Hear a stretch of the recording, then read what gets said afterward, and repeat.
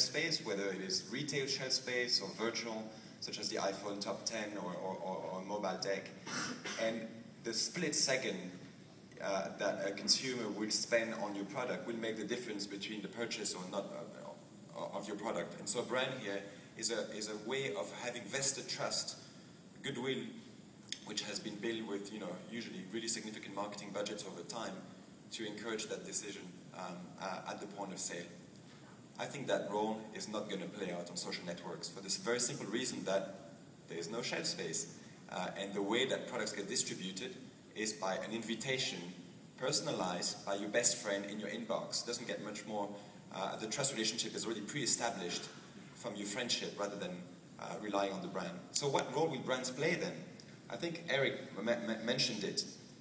Successful social games cannot hide in terms of the quality of the product that they bring, and it's all about making sure your audience cares about your game.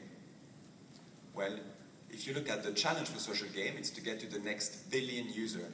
It's not a small challenge, and it will get there. You're going to soon have games which will have 100 million monthly active users. How do you develop those kinds of games? You have to develop them around concepts that people care about. And what are those concepts, passions, or activities? Well, sports is one of them. Whether it's March Madness or whether it's the World Cup or PGA, people care tremendously about sports as one example.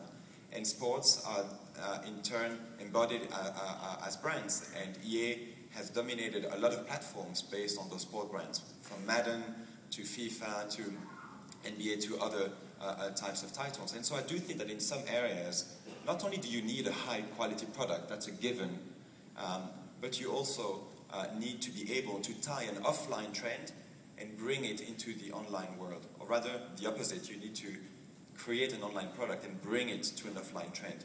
So if the challenge is to get to the next 1 billion users and get them to play, then we need to tap into trends which touch those kinds of audiences. And the World Cup is watched by 750 million people.